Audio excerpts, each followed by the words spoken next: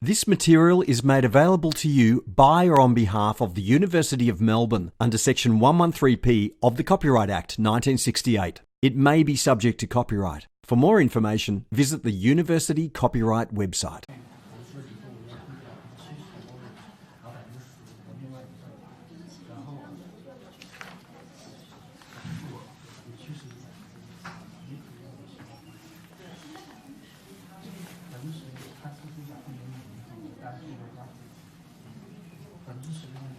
Alright, shall we make a start for class today? I hope I'm in the right theater, Property Resources Management, right? Yep. Okay, I know I didn't really get a chance to introduce myself the last time when Peter Northwood was here, but I will do that now. So, my name's Eileen Sim. I'll basically be managing your lectures for the remaining of this semester.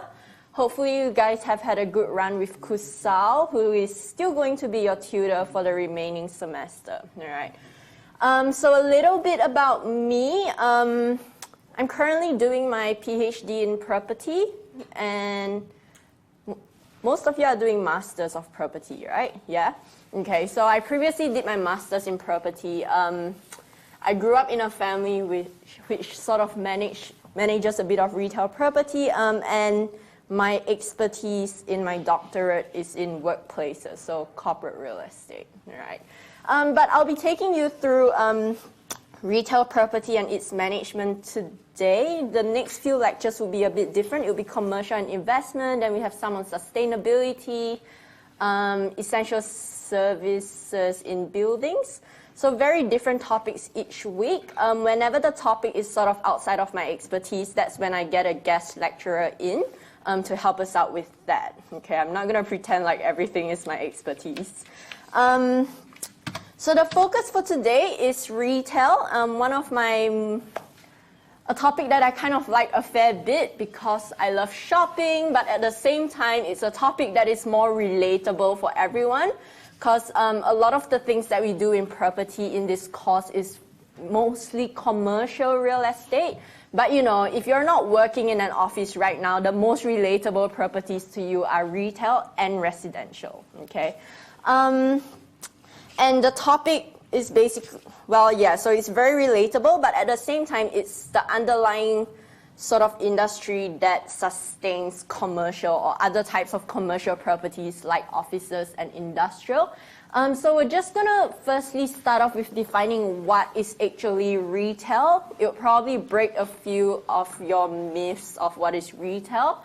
Different types of retail premises, how do we manage them?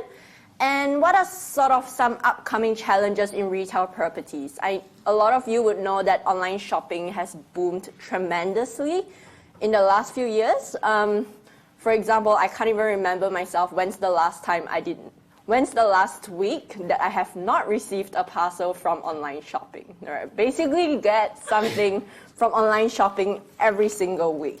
Okay. So very quickly, what do you think is retail? All right. So just looking at these images up here, does this first one on the bottom left-hand side look like retail to you? Yes? No? Yeah? Most of you nodding. Okay. Good. How about Emporium? Yeah, pretty obvious, right? How about this? This is somewhere in Crown. What do you think? Mixed use, most probably, right? Because it says A&L up there, which is most probably a commercial organization using them as offices, right? So most probably mixed use. How about this one here? Anyone? Commercial, yes. Some of you want to say office and not retail but then you're sort of thinking back to yourself, if it's not retail, why did she put the image up there? The answer is that this could potentially be counted as retail as well, okay? Depending on where it's located in the building, all right? So in the next few slides, we're gonna go through what defines retail, and you would realize that this office-looking thing here if it's within the first 3 floors of a building, if it's not used for by the council or for community purposes, and if the rent doesn't exceed a certain amount, not used by a listed company, it could actually be retail, okay? All right, so defining retail, the Retail Lease Act defines it quite broadly. It says sale or hire of retail goods or provision of retail services, okay? The carrying on of a specific business or specified kind of business that the minister determines based on that kind of business is a retail lease. So a very broad definition. If you think about it, most of us only think of sale or hire of retail goods as a retail premise, but almost anything can fall under provision of a retail service, okay? A classic one would be like the provision of a relaxation massage, but even things like going to an accountant to get your taxes done is actually a provision of service from the accountant to you, okay? So a lot of things could actually fall under retail.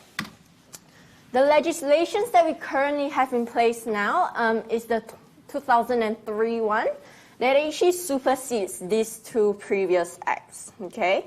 So the Retail Lease Act of 2003 applies to any leases or renewals on or after 1st May 2003. Everything else, if there's any disputes, whatever, will also apply the act towards it. So most lease currently are probably covered under the 2003 Act, unless someone took on like a 20-year lease 20 years ago, then they might be in the last year of their lease. So why is it important to identify if a premise is a retail premise or not? Okay, so 2 main key differences between retail lease and commercial lease.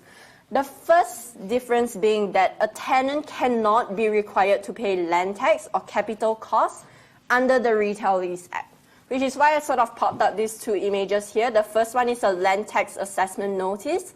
A landlord cannot charge or pass on any of this land tax assessment to the tenant, okay?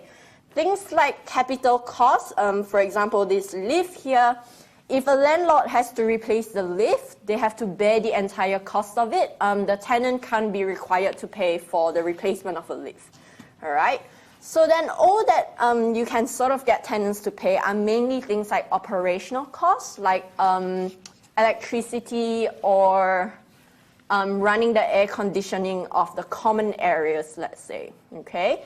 Or providing that to their individual stores as well. Okay, and this is crucial because there are actually no acts to protect other types of commercial leases, okay? So if it's a lease for an office space or industrial property that doesn't fall under a retail lease, there's nothing else to protect those people. It's all up to their lawyers to negotiate with their landlord what they're entitled to. That's why it's really important. Okay, so what is excluded as a retail property? Okay, firstly, when the occupancy cost exceeds $1 million per annum, make sure you keep in mind it's exclusive of GST. Okay, so normally inclusive of GST, there will probably be about $1.1 million, which is why I have lots of money up there. The next one is a lease for less than 1 year, and tenant has not been in continuous possession for more than a year. All right. So if you have a pop-up store and they have sort of been renewing every few months, and once they have passed that continuous possession of more than a year, you're obliged to offer them a lease of up to 5 years under the Retail Tenancy Act because they've been in possession for more than a year, okay? If a tenant is a listed company or its subsidiary, okay? So if it's listed on the stock exchange, whether it's listed in the Australian Stock Exchange or the American Stock Exchange, they're not covered under the Retail Lease Act, as well as their subsidiaries. Okay, so their subsidiary might be running a completely different type of business, but just because their parent is a listed company, they're not covered under the Retail Lease Act as well. The next one is the tenant carries on business as the landlord's agent. All right. So for example, Chadstone, right? They normally have quite a big team to do leasing for them.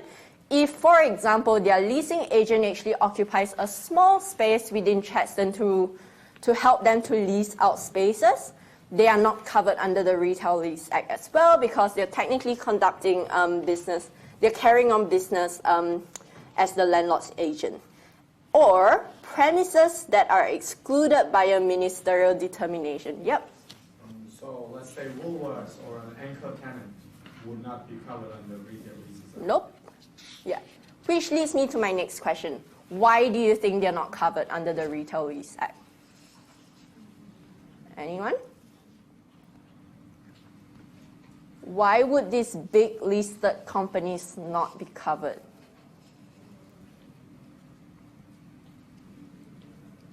Still not sure?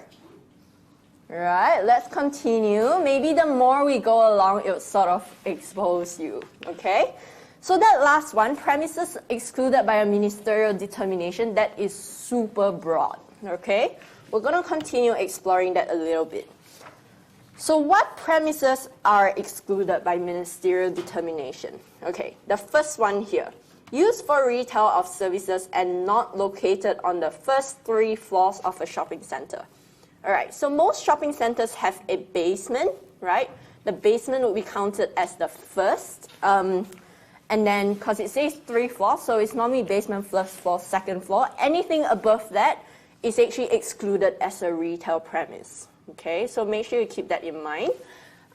If you are going to open a retail store on the 3rd floor of, say, High Point Shopping Center, you're not actually covered under the Retail Lease Act just because you're not on the first 3 floors. Okay, the next one, premises which are leased for a term of at least 15 years under a lease which requires substantial works or disentitles a person from removing substantial works at the end of the lease. All right, which is why I sort of have this image here with the foundations here. Things that require substantial works could normally be just a lease of leasing the land, and then they might build their own building on it. But then at the end of the lease, they can't actually take the whole building with them, right? These are normally leases which cost a lot of money, and they normally have their own lawyers to draft their agreement to make sure that nothing goes sour from there. Okay? And leases that are at least 15 years, as you can tell, super long leases as well, normally only taken out by very large multinational corporates. All right, let's move on. The next one, baristas' chambers. So I've included a picture of baristas' chambers there. Premises located within Melbourne Market. So for example, the closest one to us, Victoria Market, you have Paran Market, South Melbourne Market.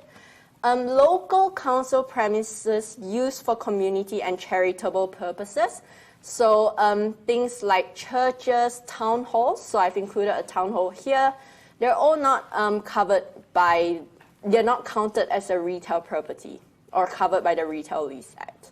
The last one here, bodies corporate and companies or corporates and their subsidiaries whose securities are listed on a stock exchange outside of Australia. Okay, so that kind of covers what I said earlier.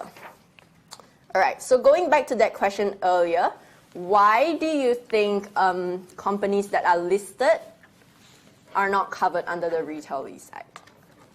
I've indirectly given you the answer a little bit. What do they have a lot of that small businesses don't have? Money, right? They have lots and lots of money. They have their own legal team to draft agreements for them, right?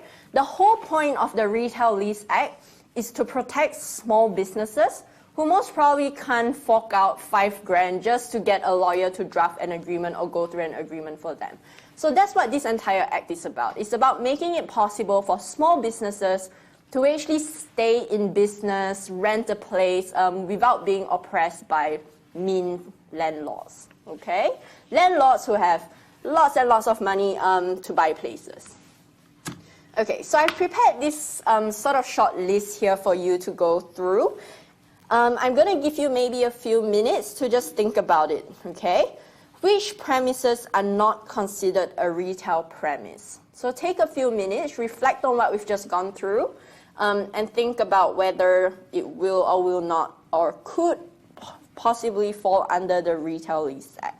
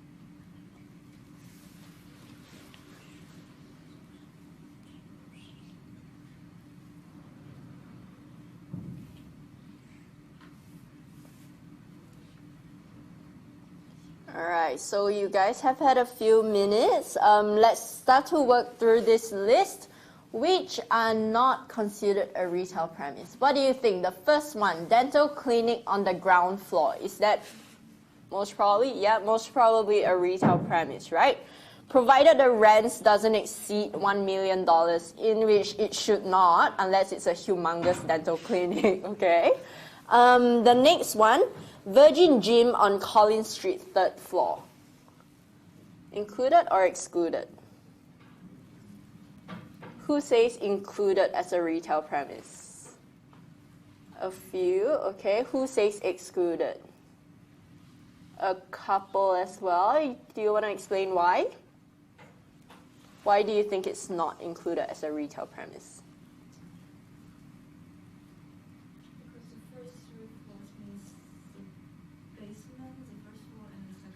Okay, so you're assuming that there's a basement there. Okay, anyone else? Spot on, okay. If obviously there's a basement, then it is excluded, but the main reason why it's excluded is because it's a subsidiary of Virgin, which is your airline company, okay, for those of you who didn't know that. How about Fitness First on level 4 of QV? Excluded, right? A lot of you shaking your heads, okay. Baker's Delight on level 1. Included or excluded? Included. Good. I checked. Baker's Delight is not a listed company. It's they're normally sort of a, what do you call it? A franchisee. Okay. Maya in Southland paying $1 million including GST, so they do fall under the $1 million threshold. Are they included or excluded? Sorry? Excluded, okay, because? Good. Listed, right? Maya's a listed company, so they're excluded even though their rent may be under $1 million. Next one, David Jones on Burke Street, owner-occupied building. What do you think?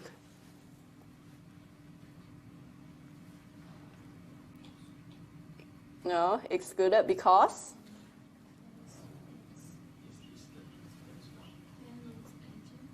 Landlord's agent, maybe, and you think it's because of listing? Okay, let's answer them individually. Not really landlord's agent because they're just occupying a building that they own themselves. With regards to listing, David Jones is actually not listed on the stock exchange anymore. Apparently, some South African company bought every single share back that used to be listed on the stock exchange. So they're no longer listed, but the whole point is that it'll be irrelevant because it's an owner-occupied building, all right? So they're not paying anyone rents. They're just occupying whatever they own, okay? So that was kind of a trick question. The next one, American Jam Donut Truck within Melbourne markets. I go there every weekend to eat donuts. Anyone? Included or excluded? Excluded because? Good, because it's in Victoria Market, okay? So it falls under market land. Hoyt's Theatre used for church service. Thoughts? Good, some people are shaking their head. Excluded because? Good, because it's used for church, which is a community purpose, all right? Same as the next one, St. Paul's Cathedral, used for community and charitable purpose, it will also be excluded, all right? Melbourne City Baths, excluded or included? Good, excluded, also because of community purposes. Same as Salvation Army on Sydney Road, okay? It's excluded because it's for community and charitable purpose. All right, very good. So there we go. You guys have covered quite an extensive list of what's included and what's excluded. The next bit of things that we're going to go through are some obligations that a landlord has just because their tenant falls under a retail premise under the Act, all right? So a whole list of things that we're going to go through.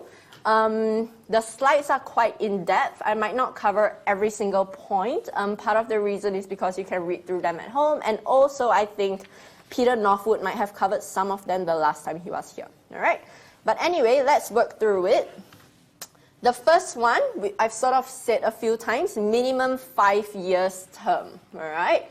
So you have to offer your tenant at least 5 years under the lease. The only time when you don't have to offer them a 5-year lease is if they've gone to the Small Business Commissioner and have agreed to waive their rights to not take on a 5-year lease, okay?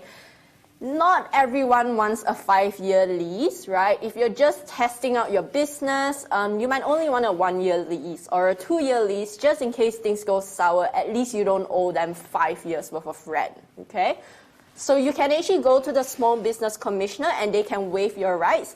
The Small Business Commissioner is actually basically there to protect small businesses. Whenever you have disputes or whatsoever, you go to them and they try to help you settle whatever dispute you might have with your landlord, okay? And then they also have to provide the landlord with a copy of the certificate of that. Like I said before, casual occupancies beyond 1 year has to be offered that 5-year lease, okay? That was the pop-up store example we discussed earlier. The next one is provision of a draft lease. A landlord must provide a copy of the proposed draft lease on commencement of negotiations, failing which the landlord can be fined, all right? So there's going to be a certain number of penalty points. If you don't provide them the draft lease, they can go to the Small Business Commissioner and get you in trouble, and then you might receive a fine, all right? At least 7 days before entering into the lease, failing which tenant can terminate up to 28 days of the later of receiving either of these three, all right? So besides getting a fine, they can actually just completely exceed the contract if you do not provide them with the draft lease. Provision of disclosure statements. So most landlords would have a disclosure statement which says This is how the building operates. This is how much outgoings were last year. Basically, it's supposed to reveal all the nitty-gritty bits that might be hidden from a lease, all right? So it's basically to tell them all the secrets they might find out along the way. It's mainly to decrease the level, well, increase the level of transparency between a landlord and a tenant, okay? It must be in the form prescribed by the regulation. There's 4 separate forms that they have to fill in, must be provided 7 days before a lease entered into, 21 days prior to the option term. So if you have a lease that has an option in it, you have to give it to them 21 days before that option term expires. If it's not received between 7 and 90 days of the tenant entering into the agreement, they can decide to not pay rent until the statement is received, or they can actually terminate up to 7 days after receiving the statement, okay? Because they might have entered into it and then suddenly they might receive the disclosure statement that says, hi guys, your outgoings is $100,000 a year and your tenant might not be prepared to pay that much. So it gives them the option to actually pack up their bags and leave once they've received the disclosure statement. Okay, provision of executed lease. Within 20 days of the tenant giving the landlord a signed lease, the landlord actually has to give them back a copy in which both the tenant and landlord has finished signing the lease. If not, similar sort of consequences, tenant can terminate within 28 days of receiving either a copy of the lease and lease being entered into, all right? So for example, if you've actually entered into a 5-year lease, 2 years into it, you decided, crap, business is not going well. If your landlord has never given you the executed lease back to you, you can actually just terminate on the spot without paying them the remaining 3 years, all right? So next time, if business is not going well, just go back to the Retail Lease Act, try to see if your landlord has any loopholes that they failed to comply with. That may be your way out instead of compensating them for the remaining years that you're owing them, all right? The next one, notification of Small Business Commissioner. So every time when a landlord enters into a lease that is covered as a retail premise, they actually have to notify the Small Business Commissioner of all of these details, all right? The premise, who is in there, what's their contact details, lease expiry date, date or period in which option can be exercised, and market rents. And if they do not comply with this, again, the Small Business Commissioner can give them a fine, all right? It's up to 50 penalty units, and one penalty unit is about $165. So it adds up to about $8,250 if they don't notify the Small Business Commissioner. Again, it's out there to protect tenants. Limitation on rent review methods. So this says how your landlord can review your rent. Reviews of base rent can be any of the following: fixed percentage, CPI, fixed annual amount, and current market rent, all right? So they can review it through these ways. The next one is quite important. It says that ratchets are prohibited. Does anyone remember what a ratchet is? Anyone remember what a ratchet is? You guys should have come across this term by now.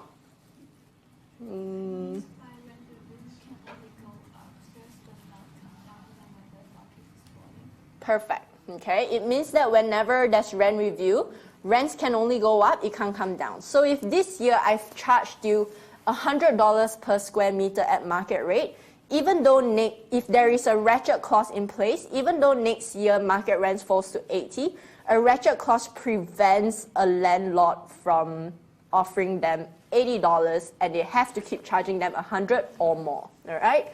So it's prohibiting ratchet clauses, which means that your rents can fluctuate downwards whenever the market is not doing very well. Reviews must be conducted as early as practicable. If landlord does not initiate it within 90 days of the last date to do so, the tenant can actually initiate rent reviews. Okay, Keep in mind that when you serve someone a rent review notice, you have to do it in a proper notice. There's a prescribed way of doing it.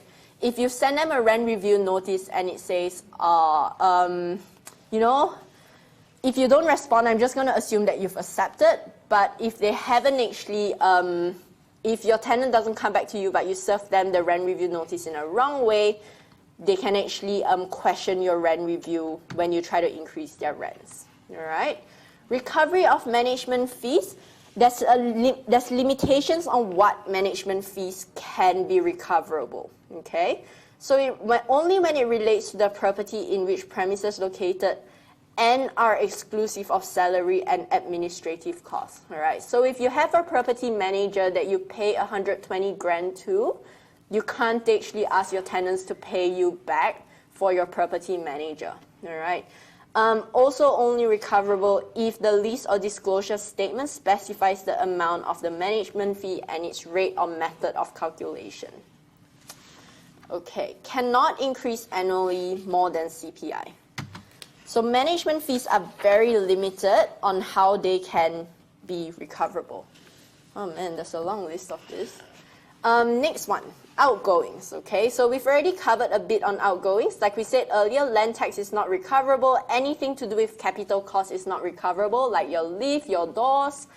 Interest on borrowings as well. So if you've borrowed, say, $5 million to fund this shopping mall that you've purchased, you can't recover interest on that. Recovery limited to a lettable area against total area. So that gives you the prorata or the ratio of how much you can claim from every single tenant. It's basically down to how much area they actually take up in your, say, shopping mall. And there's quite a few restrictions on when the outgoings estimate, actual outgoing statements are provided to the tenants. There's more on this slide here, which talks about actual outgoing statement adjustments of it, and these are the time limits and conditions that are included. So for example, for your statement of actual outgoings, it actually has to be accompanied with a report by a registered company auditor. Okay, so it has to be audited. If it's a semi-gross lease where the tenant pays some, the landlord pays some, it's quite tedious. You actually have to include all of the receipts that you're trying to claim from your tenant. All right. Adjustment of outgoings. So you may realize after your tenant has paid for outgoings that you might have made a bit of an error here and there. That's where the adjustment of outgoings come into play. All right. So you gotta adjust when required, and at the same time, your tenant has to be given the right to question your statement of outgoings and what sort of cost has been incurred. All right. What else do we have? Assignment of lease. So Peter talked a bit about this already. Nothing super specific, but basically an assigner are released only if the premises are to be used for an ongoing business. They've given the assignee a disclosure statement. Statement provided is not false or misleading or materially incomplete. All right. So these are kind of the assignor's obligation, the person who is trying to get rid of their lease and pass it on to someone else. Landlord strategy obviously asks for a bank guarantee to make sure that if anything goes sour, you have that bank guarantee. You can actually refuse under these conditions. First one is a proposed change of use. That's really important in, say, a shopping mall context when you're trying to control tenancy mix. All right. So if you're running a food court and there's already a Thai restaurant there, this tenant, which was previously doing a Japanese cuisine and is now trying to switch over to Thai, would throw off your tenancy mix. Your Thai tenant, will obviously be very put off by the fact that they now have a new competitor. So under that grounds, you can actually refuse an assignment of lease. All right. The rest are mainly to do with financial records. So if you're not pleased with the amount of guarantee provided by the new tenant, you can say no. Remind tenant to the option exercise. So most of you already know what an option exercise is. So you have to tell them that they have an option to exercise. You can't just quietly sit back and pretend and hope that they forget about their option to exercise, right? You actually have to send them a reminder to tell them that they actually have an option. and they can terminate or continue with the lease if they want to. Whew, we're getting to the end of this at least. The the next one, notice of intention at term end. So if there's no option between 12 and 6 months before the term ends, the landlord has to write to the tenant to tell them what they're planning to do. If they're not planning to continue, or if they're planning to offer them an alternative option, they have to say something, okay? Any offer cannot be revoked for 60 days. So if you've given them an option to continue staying there, you can't actually withdraw that option for the next 60 days. All right. So a lot of this is to do with timing. If your property manager screws up the timing, you're kind of dead, all right? You would owe the small business commissioner a lot of money. All right, the next few things here is to do with fit outs. So if you require the tenant to contribute to fit outs, so if you have a particular way that you want your shopping mall to look, and you've decided with the tenant, I'm gonna help you out with fit outs, you gotta clarify how much that's gonna be, and both of you have to agree on it before you start anything. All right, building alterations excluding emergencies requires 60 days notice, okay? So for example, if you're planning to do some minor construction in front of the tenant's store, you actually have to give them 2 months notice. You can't just get your tradies to come in tomorrow and fix up something, all right? Relocation is quite a big one because obviously certain tenants enter into a contract on the basis that say they are right outside Woolworths, okay? If you're gonna move them away and they're gonna lose that traffic flow advantage, this act is out here to protect those people. So there are restrictions on what you can do to a tenant, including helping them pay for the cost of relocation. And it also gives them the option to exit the lease if they're not happy with this new option you've offered them. Security deposits and guarantees, we've already kind of covered that. The landlord cannot be unreasonable with that. All right, so we're done with this list of obligations. Let's move on to the next bit that I enjoy a bit more. So different types of retail premises. Okay, so hopefully all of you have been to all of these, okay? I would be quite worried if you haven't been to this entire list of different type of retail premise. Okay, so the differences between these can be differentiated through size and magnitude and how common or easy to find they are. Obviously, as you get lower down the list, the size or magnitude gets bigger. Most of you should have been to a DFO, so like one in South Wharf, that's the closest one to the city, all right? So pretty big. How common or easy to find? Obviously, DFOs are much more harder to find compared to, say, neighborhood centers. Okay, but let's go through each of these one by one. First one, corner milk bar. So most of you would know 7-Eleven or Coast Express. All of these corner milk bars are sort of starting to be extinct. Very strong reliance on local trades. So all of these previous convenience stores or local milk bars were set up out of convenience. Back when people did not really have cars, not much public transport, you just want to walk over to the store next door to buy milk, right? That's the whole foundation of why corner milk bars appeared. So these are normally for very local stuff like late night bread, milk, eggs, cigarettes, etc. Eventually, all of this started closing down because they started to get outpriced by, say, our supermarkets, outpriced by 7-Eleven and shops like Coast Express as well, okay? So if you guys have never been to a Coast Express, I highly encourage you to go. What you might find interesting is that they actually offer a lot of things at the same price as Coles. Whereas you know how 7-Eleven normally charges a premium? Yeah, Coast Express actually offers you things like steak at the same price as a supermarket. Offer their whatever $2 milk for 2 liters there as well. So now it's even being a bigger competitor to 7-Eleven because they're even more price competitive. So these local milk bars were previously owner occupied. They're normally owned by very small families in which they would sell things in the front of the store and then their houses are normally behind, right? Whereas this 7-Eleven and stuff, they're now normally open 24 hours, no longer owner-occupied. They're more as an investment or part of a very big development and then later on owned by the developers themselves. The yield is quite high in these because they're considered quite risky. And they're all standalone, so they're sort of just dependent on whatever traffic flow in that location is. Okay. The next one, which is quite interesting, is retail strips. Okay, so wherever you're staying, there's most probably a retail strip around you.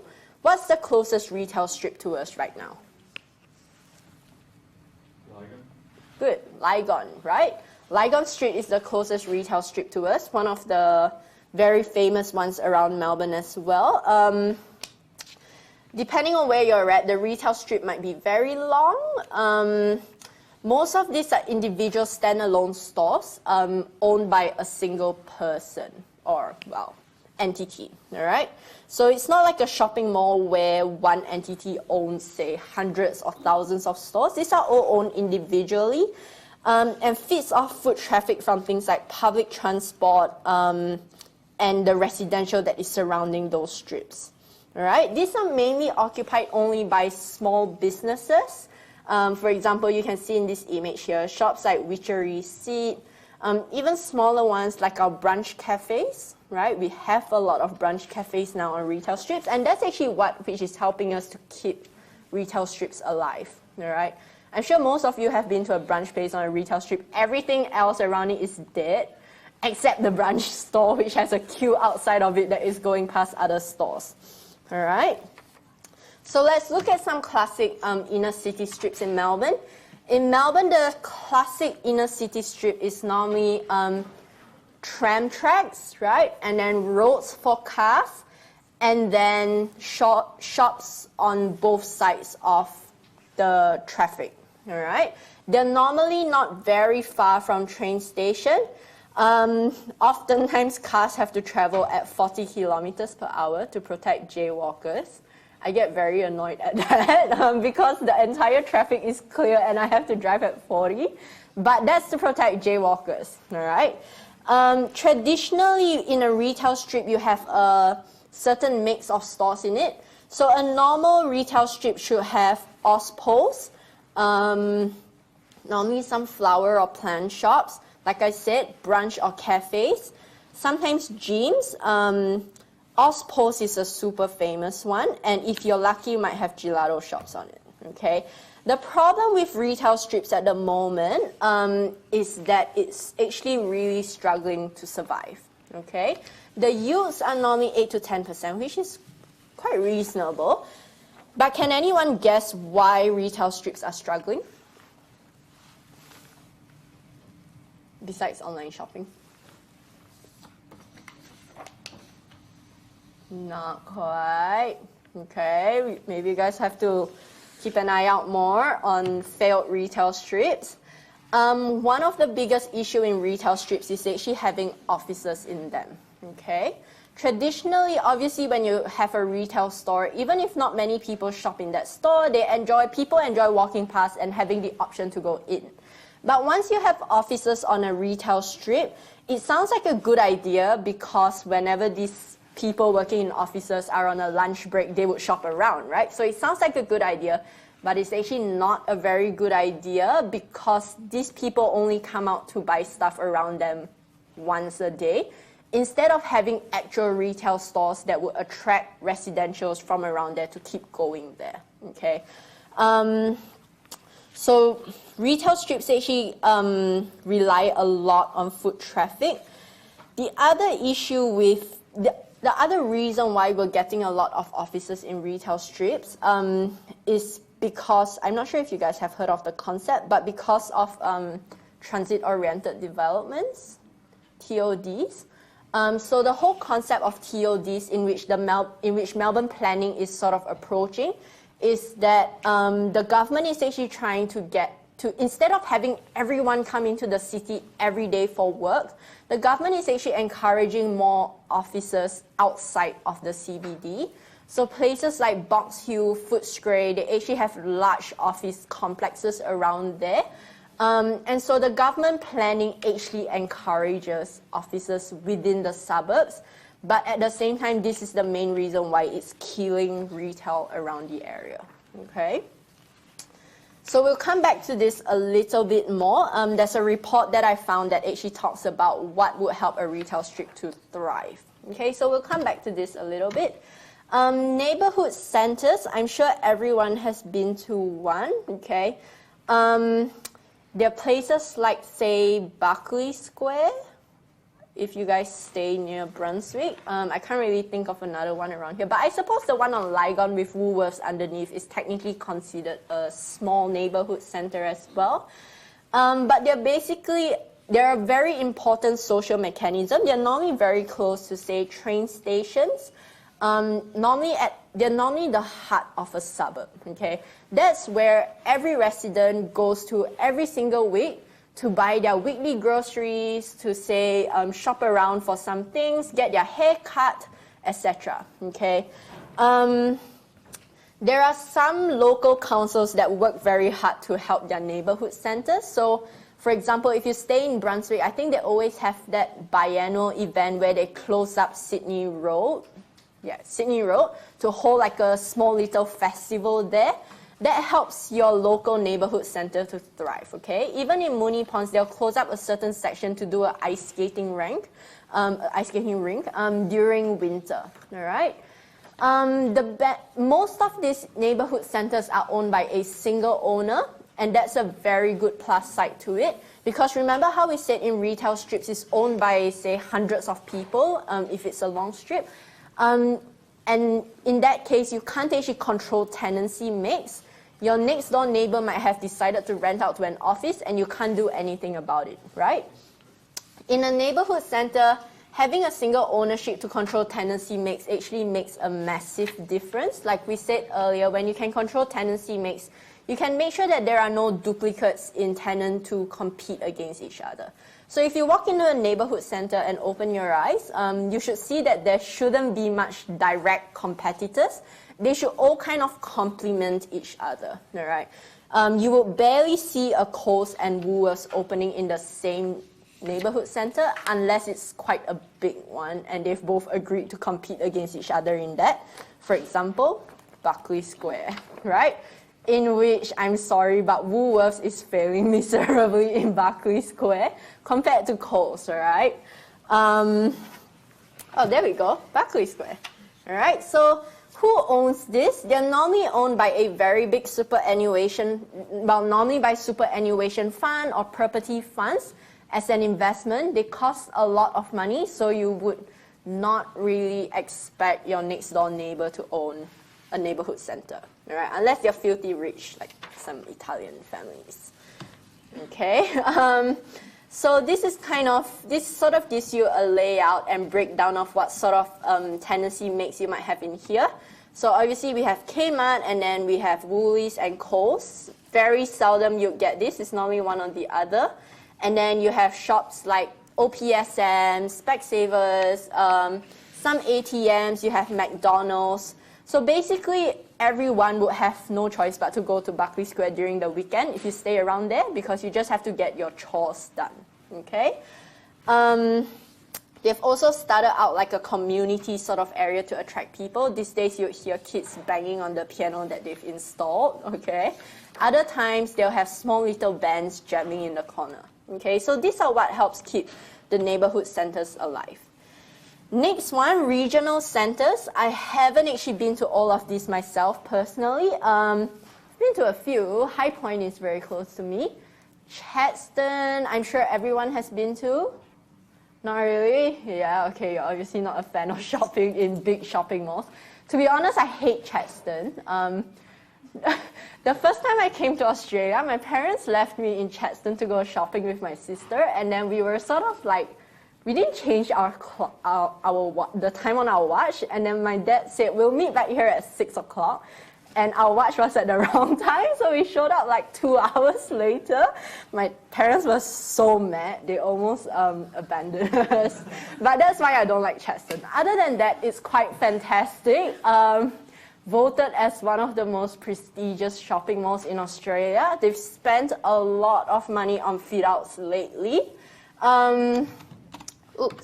Southland has also spent a bit of money, High Point as well. As you can see, this is the new wing in which they've installed. But obviously the champion of them all is Chadstone, okay? In which is quite interesting. We'll talk about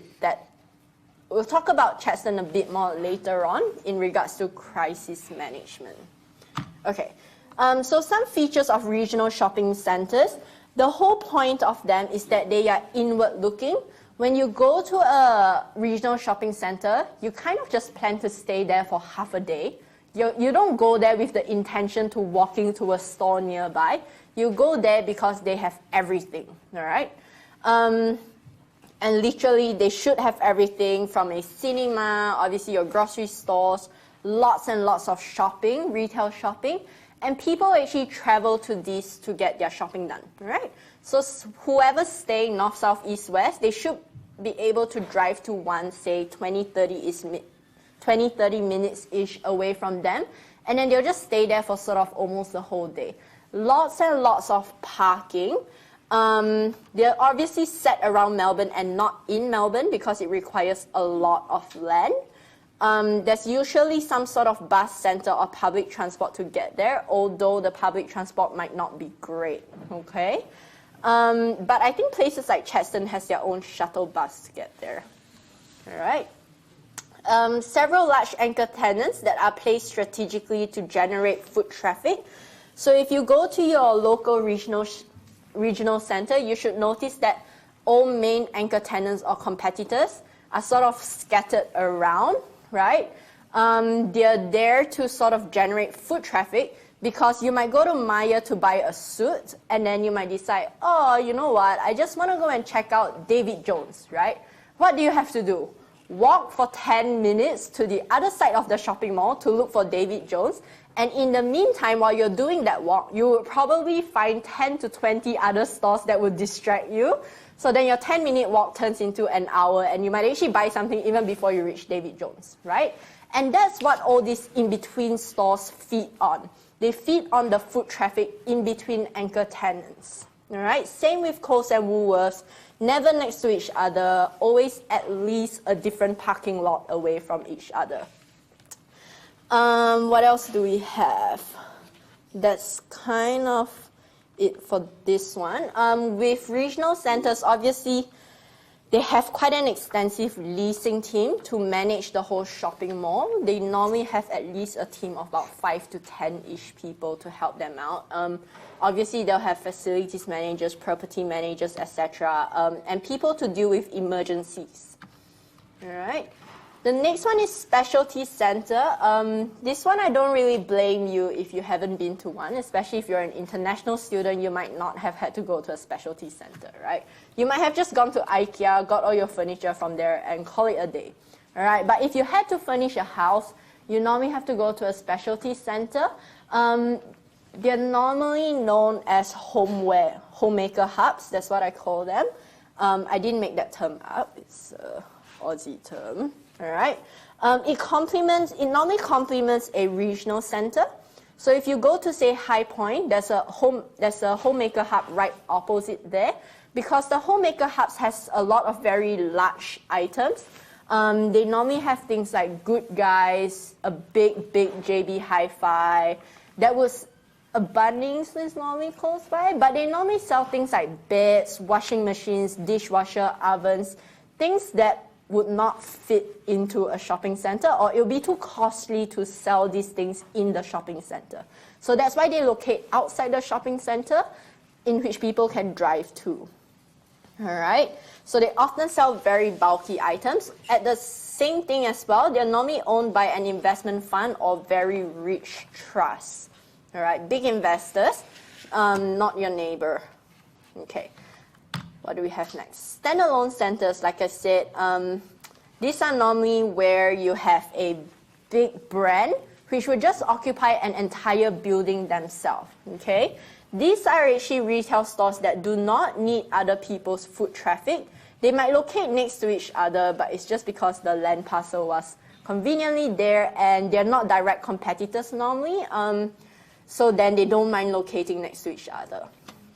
Okay, but high reliance on cars, highly visible to drivers. Normally when you're driving on a freeway, you would just see a sign, Bunnings is in the next how many 100 meters, and that would just remind you to turn in. Beautiful investment based on strong brands. So like you can see, all of these are built and painted based on the brand. You would never see a Bunnings that is not green color. Okay, once you see that building, you know it's Bunnings straight away. Okay, this can be owned by wealthy individuals. These are normally long-term leases, and obviously these are very big brands. They normally do not count as a retail premise. Okay, because they're also normally listed on the stock exchange. This is the other one that a lot of us would go to, right? DFOs. DFOs, most of the time they have easy access through cars, not really the one in South Wharf. Parking is super expensive there if you drive a car there. Even if you shop there, I think minimum you would spend $8 to $10 on parking. But all other DFOs outside of the city center normally has free parking, typically off a major highway. And the interesting feature about it is that it has minimal fit-outs in DFOs, right? When you go into a DFOs, most of them look very ugly compared to your store in Melbourne Central, right? They might sell similar goods or like the previous season's goods, but the whole point of a DFO is that they are selling goods to you at a cheaper price for the same brand so that you can buy those goods, bring it home to say Malaysia or Singapore or something, and no one will ever know it's from DFO, but then you paid like 30% of the original price on it, so that you feel really proud of yourself because I bought them, say, a Polo Ralph Lauren sweater, but I paid like 30% of the original price on it. So that's the whole point of a DFO, right? It's not to offer you a fancy shopping experience, it's to offer you quality goods at a cheap price, and normally when you go there, you just spend your entire day there shopping. All right. I find that DFOs are planned in a very interesting way as well. I'm not sure if it's just me, but what they do is they'll limit the entrances and exits in a DFO instead of making it as highly accessible. You know, like Emporium has like 5 to 10 exits or something. When you go to a DFO, there's only like one exit. Okay. The whole point of that is to force you to walk into the DFO and almost to never come out. If you want to find an exit to get out of it, it's going to take you ages. Just so that you have no choice but to walk around the shops. Whenever you want to leave, something would catch your eye and you go into there, spend a few hundred, continue walking, spend a few more hundred on your way out. Right? We've all been there and done that. Okay? So increasingly, these are bringing in a lot of very strong, strong brands. Okay, so these days, if you go to DFOs, you even see Prada there. Some DFOs in Europe would have LVs, all right? And at the moment, DFOs are actually super strong competitors to regional centers, all right? So regional centers like Chadstone, these are their main competitors because who wants to pay full price for Prada when you can go to DFO and buy something very similar that might just be missing a very tiny tag or stitching on it, right? If it's for personal consumption, most people wouldn't even notice what's wrong with it. Okay. So retail property management, this is the next bit that we're going to talk about. We've already discussed all of these, but remember that all of these, starting from neighborhood centers to DFO, we have to manage the tenancy mix in it. It's normally owned by one entity who would help to lease it out to market it, right? So that's why all of these has to be managed a lot more closely compared to strip shops and corner milk bar, all right? Okay, so we're going to quickly talk about 4 broad aspects of retail property management, not in too much depth. So finance and administration, it's really all about keeping track of how much money is coming in, how much money has to go out. Like we said previously, in a semi-gross lease, you have to compile all your receipts in order to claim your money back from your tenant. This is what it's about, okay? To make sure you don't get in trouble whenever something goes sour. All right, so these are some things that have to be managed, things like lease copies, like we spoken about earlier, outgoings, etc. All right, tenancy schedule as well. You want to make sure that you're very up to date with what date is important for which tenant. There's normally a software in place that you can use to help you with that. We don't expect you to use Microsoft Outlook to key in every single date, all right? So there's typically ways to manage it to make sure that a retail property manager doesn't screw up. All right, what do we have? Things like, the other thing I want to point out is turnover or percentage rents. That requires a lot of work, and those are normally for very big tenants. So for example, you might have Meijer in Chadstone. Meijer might have come in and said, I am going to pay you a very low base rent, okay? If a store outside is paying you, say, $1,000 per square meter, Meijer might only offer you $200 per square meter, all right? But normally what happens is that's on the condition that I'll pay you $200 per square meter, but every dollar that I make above, say, $10 million, I will give you 5% of that, okay? So then that's where a shopping center makes their money back, all right? So that's basically telling you, I will come in because I know I'm going to generate all this beautiful foot traffic for you, but then if you don't get me the right foot traffic into my shop, and if people don't spend money at my shop, I'm only going to pay you base rent, okay? You're not getting $1 extra from me. So then that's why retail property management is very important to do marketing, all right? We'll go back to leasing. But that's why marketing is so important, because you have to make sure that you're marketing your shopping mall to the right people, the right demographics, okay? You got to understand what sort of age group are my clients, what sort of income levels are they making, how big are their families, what sort of markets should I be capturing? So it's not just giving them the right tenancy mix, but it's as well organizing events to attract these people to come and spend money at my shopping mall, because the more money they spend in my shopping mall, the more rents I'm going to get from my turnover rents tenants, right? Like Meijer, David Jones, etc. Okay? Some of these large organizations like Meijer, David Jones, some of them can actually come in to your shopping mall and almost pay you nothing for the first 3 years. But shopping malls that are just starting out, they're dying to have these brands come in, because once people hear these brands, they'll just naturally come into the shopping mall, all right? So it's very common to not receive any rents from them at all, okay? Things like branding as well, you gotta make sure your logo and signage is consistent. It's all to do with prestige, but at the same time managing your budgets, all right? Whenever there's a big sale, you have to make sure you get all the newsletters or emails out to the right people. You even have to do things like giveaways, okay? So a lot of you might have come across giveaways by shopping malls. So back in Malaysia, we used to always have giveaways for things like massage chairs, OSIM massage chairs. Who pays for that? The shopping center management, okay? All these things like lucky draws, all paid for by the shopping center management. So you basically have to set aside quite a substantial amount of your budget to pay for events, inviting celebrities into your shopping mall, all right? All about market positioning.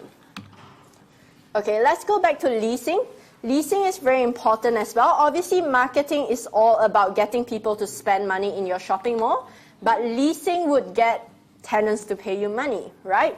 Without, if you don't have the right tenancy mix, right occupancy, you won't get anyone walking into your shopping mall, okay? So it's all about maximizing income. You gotta make sure you appoint the right agent. Most of the time, the shopping centers would have their own sort of leasing agent. Very few people that they work with, because certain leasing agents have their own clientele set up. You might say, hey, you might call your leasing agent and say, hey, I'm thinking of bringing Witchery into the shopping mall. These leasing agents will immediately have the phone number for the leasing person at Witchery to then call straight away and ask, hey, will you be interested? This is my shopping mall promotional material. Let me just flick it through to you, okay? So it's very important to have the right people at your fingertips. Like we said, you got to offer them those usual stuff, 5 years, exclusivity of use, etc. Okay, let's move on to facilities management. Most of you should know what facilities management is, okay? It's all about the day-to-day running of your shopping mall, things like air conditioning, maintenance, essential services. At the same time, facilities management can be about crisis management as well. So those of you who have heard Chadstone, remember a car blew up in Chadstone or something? Yeah, not too long ago, remember a car blew up, was set on fire, everyone freaked out, the shopping center went into lockdown to catch whoever did it, right? That's included in facilities management, okay? So you have to know exactly the protocol of what to do whenever there's a crisis, okay? So if a car blows up in your parking lot, what do I have to do to make sure that we don't let the person get away, but at the same time, everyone in my shopping center is safe? Okay, and then even after you've dealt with the crisis, you still have to send communications out to your clients to say, hey guys, this is what happened, this is our analysis of it, this is how we plan to make sure it doesn't happen again, because you don't want a car to blow up on Friday and no one to come in on Saturday and Sunday, all right? That's millions and billions of dollars straight out the door, okay? So that's what you have to do to manage the few aspects of a shopping mall.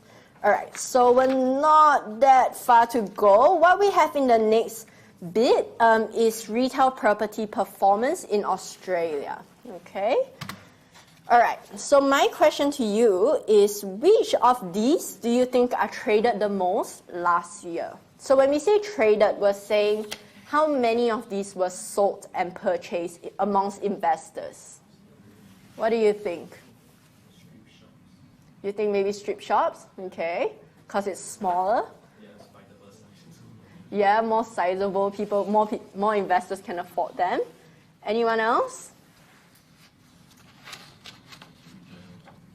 Maybe regional too, yeah. Okay, let's have a look, okay? So this is a report from Colliers, and these different colors represent the different type of shopping, well, retail properties that were traded. So obviously the biggest column here is actually regional center, okay? But you can sort of tell that it kind of fluctuates with no sort of general pattern. Regional centers were traded the most last year, but the few years before that it was almost non-existent, okay? Which kind of tells you a lot about turnover, right? The larger the asset size, the lower the turnover, because it costs so much to find a particular buyer, actually go through with it, transfer the funds over. So to be honest, the answer is that it's actually almost unpredictable. It just depends on who is looking to buy investments in that year.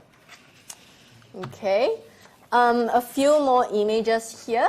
So this first image here looks at retail property size proportions. Again, very similar to what we saw earlier, but the difference here is who is spending the money, okay? This looks at domestic, so this is investors that are domestic, so Australian local investors. The left-hand side column are offshore purchasers, okay? So big investors from overseas. If you look at this, they're actually buying different things. So offshore purchasers are mainly buying up regional shopping centers. Domestic are as well, but they're a bit more diverse in what they're buying, okay? But at the same time, if you look at this next diagram down here, most of the transactions are actually happening among domestic investors. Domestic investors are spending a lot more money than offshore purchasers, okay? If you look at this diagram, this bottom, can you guys see? Yeah, you guys can see it. So if you look at this diagram here, as we all know it, offshore investment is decreasing a fair bit in Australia, and it's showing up in retail properties as well, okay? So it's not just buying up apartments, but even things like buying up shopping centers, that's decreasing quite substantially, all right? So it used to be about 30% in 2015, 2016, but that amount has halved in the last 2 years, all right? So not much international money coming in this sector anymore. And this shows you who is buying what in terms of investors locally. Okay, so a lot of these institutional investors that are mostly like banks, financial institutions, they were pretty active last year. Other main players are like REITs and super funds, okay? These private investors are obviously the rich people of Australia, okay? People who might have gotten super rich through things like mining or local businesses, okay? Some major retail property transactions last year. If you guys have been to Sydney, in which most of you have, no? Not really? Okay, that's all right. Semester break's coming up, all right? Finish your assignments first though. So most of you who have been to Sydney, you would have already been to this Queen Victoria building in Sydney and the Strand, right? They're located right in the city centre. And these were two of the most major transactions last year. This shopping centre in Queensland that I've never been to, super regional centre, apparently sold for $800 million, is one of the largest transaction in Australia. So to put that in scale, this is almost 8 times the price of the Strand in Sydney, about 3 times the price of QVB here. And of course, we want to know which of these investments make the most money, right? So this is what this diagram here tells us, okay? This is from Savills. So if we look at this, there's actually a few very interesting things that it says here. Remember how I said that tenants like Myer, Coles, David Jones, they don't pay much rent? It shows here, okay? I'm not lying. So if we have a look at this, supermarkets, they're paying about $375. If we look down to specialty store tenants, and mini majors, these are like our normal shops. They're paying like 1.5 grand to 1 grand per square meter. Okay, so they are almost these supermarkets, department stores. They're paying almost close to nothing per square meter compared to our specialty tenant and mini majors. All right. For the reasons we said earlier, because they generate foot traffic, they get to bully the shopping center owners into offering them very low rents, all right? If we look here, average yield and IRR, the more risky it gets, the more money you kind of make. Like we said, but there's still no super consistent trend as to who is making more money. Generally, neighborhood centers are considered lower risk than, say, a DFO, right? Because no matter what, every week we still have to go buy our groceries, but we don't have to buy Prada every week, all right? So they make a more consistent flow of money compared to places like, say, Chadstone or DFOs. Obviously, places like large formats, so these are like Bunnings, their outgoings is very little compared to, say, Chadstone, because they don't have very fancy things that they have to upkeep. They don't have to organize events. All they have is their $2 hot dog every weekend that is run by a charity that's not even run by them, okay? So they pay very little outgoings every year. So I've just included this table here to help you identify what determines retail sales. So how much money do people spend in a retail store, right? It's all down to these few factors. It's all down to GDP, population growth, employment growth, unemployment rate, inflation, and retail turnover. So these are the few factors, okay? If GDP is growing, in which it should, in a steady economy, it should grow at least sort of 3 to 5%. That's a happy rate, okay? Population growth is normally controlled. It's normally only about 1 to 3%, okay? You don't want people swarming into your country. And so that's normally controlled. Obviously, the more people we have that will come and spend money, right? So population growth is a good thing. Employment growth is also a good thing. More people who are employed or they're making more money, always a good thing to us. Unemployment rate, bad thing, obviously. You want to manage that. The higher the unemployment rate, the poorer people are. They are not going to come and spend money and buy goods in your shopping center. While inflation rate is a good thing, it can also be a dangerous thing. You want inflation rate to sort of stay in between, 1.5% to 3%, nothing more than that, okay? Anything more than that, the price of things are inflating too quickly, all right? So for example, if I have $100, well, not $100, if I have $5, I can go and buy Lawson's bread now for $5, right? If I put this money in the bank, and the bank is only offering me 3%, say in a few years' time, I might have $5.50 or something, right? But if inflation rate is higher than the interest rate in an economy, and inflation rate is so high to the point that Lawson's bread might be $7 in 5 years' time, what that implies is that I am actually losing money by putting money in the bank right now, right? Because in 5 years' time, I may only have $5.50 withdrawn from the bank, but I can't actually go out and buy that same loaf of bread that I could 5 years ago, all right? So inflation rate is very important. Once it grows too quickly, you have hyperinflation. The entire economy will go into bust. Money doesn't mean anything anymore, all right? Which is what which is what a few South American or sort of European countries are going through as well. Retail turnover, that tells you how quickly goods are getting out of your shop, all right? Obviously, the higher the retail turnover, the better, because that means you won't have that much goods left over from last season. You can keep bringing in new stuff, and new stuff is what keeps your retail store going. All right, so let's look at some retail trade growth numbers here. Obviously, the most steady is supermarkets. That's sort of growing consistently, possibly because people are trying to cook more. But food is also one thing that we spend a lot on nowadays. These are obviously all the fundamentals. The steady ones are mainly supermarket and food, all right? Clothing and footwear, not necessarily. I mean, even myself, I don't really go out to buy clothing anymore these days just because I have no place to store it, all right? What else do we have? So this looks at where is making the most money. If you look over here, New South Wales and Victoria, we have the highest quarterly retail turnover. And that's obviously strongly related to overseas tourism, right? Because that's where most people from overseas travel to. Queensland as well, but Queensland, only certain areas of it have a lot of people going to it, all right?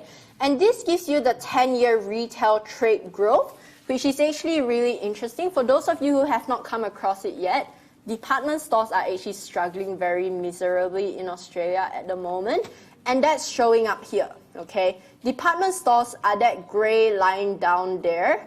They have barely grown for the last 10 years, okay? They're actually really, really struggling.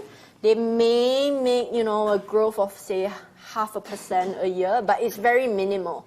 Interestingly, obviously supermarket, our steady ones are all growing, but what I found very interesting was hardware and garden shot up tremendously, okay?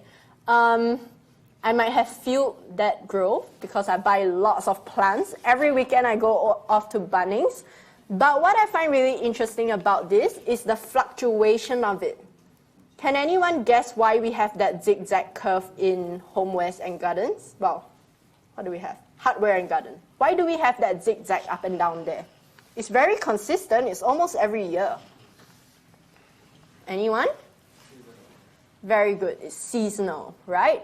Most people only build a new fence, say, in spring or summer, right? During autumn and winter, you have less customers going in and so less trades going on. Because it's raining, I'm not going to try to paint the fence when it's raining, okay? So it's seasonal, and you can almost expect it every single year, okay? That's the time when construction slows down.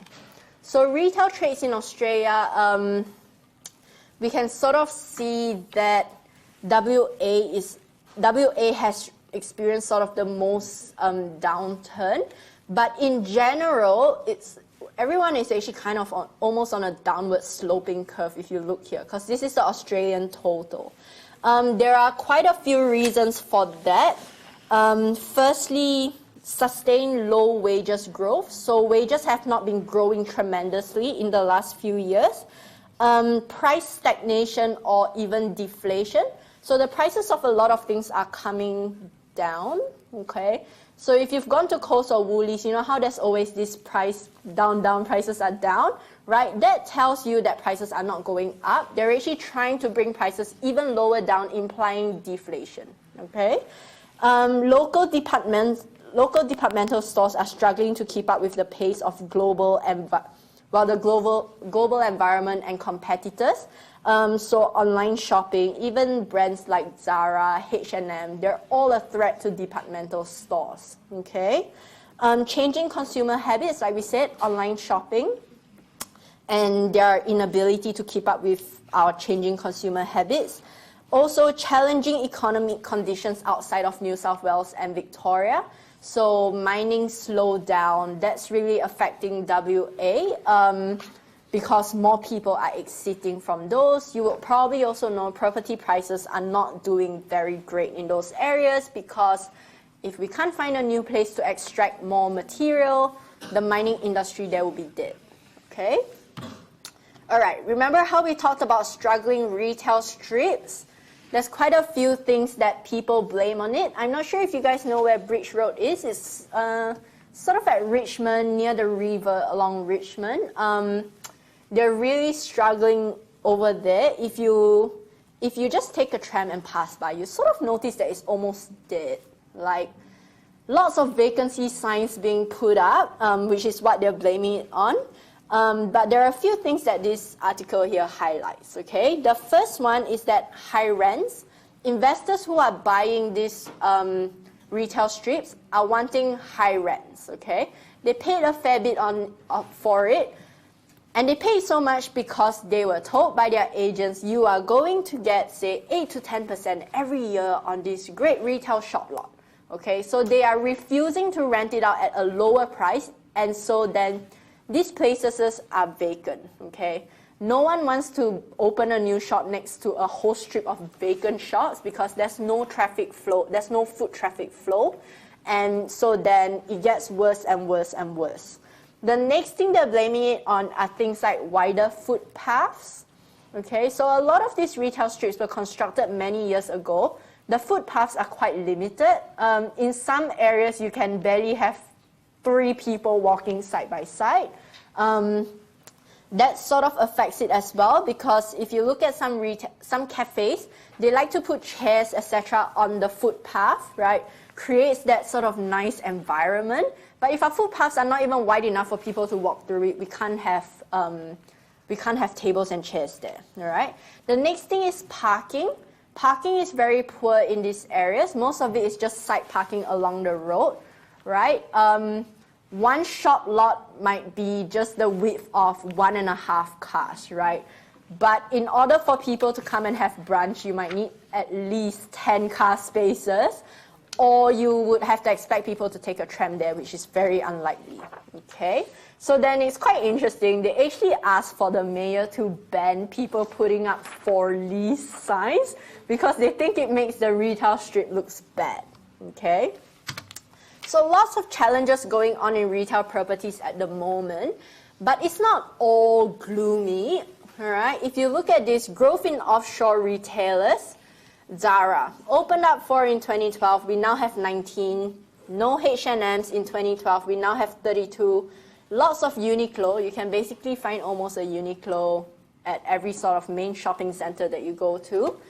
LV opening up a lot more as well. Gucci, what's that? Oh, Sephora. Yeah, Sephora's doing really well. But all this implies that these are brands that we want and they're competition for local competitors, okay? So all of our sort of local brands are struggling to fight all of these brands that are coming in, offering goods at a much cheaper price. Like Zara and H&M, they offer you the price of a dress or something at half the price of our local Australian goods, okay, unfortunately, all right? Online retail sales growing very, very strongly, and cross-border purchases as well, which is why the government started implementing that GST on buying things on eBay from, say, China. Okay, that's to sort of help deter us from buying things overseas. Okay, so various aspects of sustainability. First one, economic sustainability. It's very hard for department stores to sustain their business. I think Maya and David Jones, they're sort of fighting, struggling, who's going to survive. Social sustainability as well. What's interesting is that, you know, during the weekend, we all still go somewhere to try to buy things or go somewhere for a certain experience, right? We go out because we want that social aspect and community part of life, and that's what physical retail stores provide us. So, you know, eventually it might not be all about supplying us with goods, but supplying us with the experience that we desire from these retail stores. The next one is environmental sustainability. Obviously, it costs a lot to run a shopping mall. A lot of energy goes into it.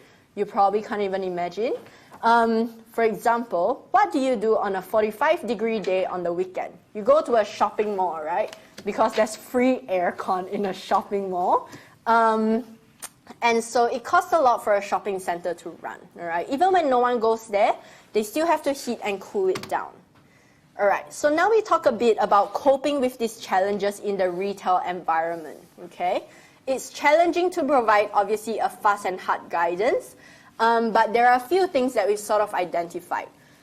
Property managers need to design more solutions. They need to try different things, but some interesting solutions are things like pop-up stores, okay? Pop-up markets, experience-based retail. So I'm not sure if you've been to a pop-up market, but they're quite popular in Fitzroy, like Hipster Town, where they might allocate 1 or 2 stores that just does pop-up markets every weekend, all right? They don't actually open the pop-up market from Monday to Friday. They only open on Saturday and Sunday. During that period of time, they might have 10 to 20 small retailers come in, open a small pop-up store, and that's actually apparently enough to sustain their business, okay?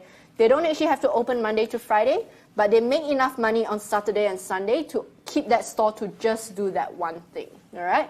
So that's quite an interesting solution. The next one, like I said, more experience-based retail. Not sure how many of you have been to Escape Room. Anyone? No? I haven't been. All right. It's not my thing. I'm not going to pay someone to lock me in a room. I can pay my husband to lock me in a room, okay? But apparently it's really popular, right? Most of your friends will have probably gone to Escape Room or even things like an ice bar. It's all about the experience, going there to have a bit of fun. Even karaoke, right? Instead of just going to the cinema, what else can entertain us during the weekend, all right? Focus on placemaking by organizing events and festivals to attract crowds. Like I said earlier, for example, in Brunswick, they'll just shut down the whole street for the whole weekend to just run this festival that will attract thousands and thousands of people that normally do not come to that suburb to go to that suburb. Even places like Chadstone, they'll have their 24-hour shopping frenzy before Christmas, right? They'll open for like 3 days straight, 24 hours during that 3 days. I have no idea how much they have to pay people to open the stores, but it's that sort of big event branding that will attract people from all over town to go there to shop, right? And they spend a lot of money on those, believe me. The next is to sort of open more service-based retail to capture culture, all right? So there's obviously always going to be some sort of hip in-town thing going on. For example, I remember when Nitrogen ice cream just started, N2, right? I loved it. I went there like every few days. But how do you, capture that, right? If you can capture the next thing that is going to be in trend, then you're on the right direction to make some decent money, okay? So it's all about tenancy mix and managing those. This is a report that was produced by Fitzroy. So I've uploaded it on your LMS. But basically, everything that they say kind of covers the solutions that I've described earlier. more along what sort of service-based retail can we offer people, all right? So I've attached these two here, which are quite interesting. Some of you might have gone to this. The first one is in Northcote, and the second one is in Windsor, all right?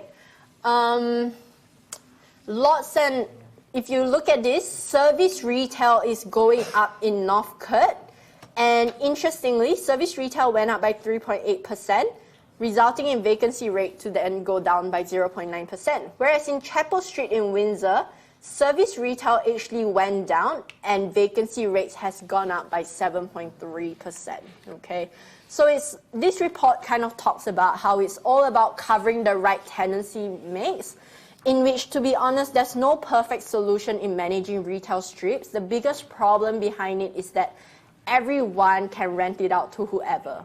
Yeah, basically anyone, right? So we can have offices and two next to each other, even though they're not complements.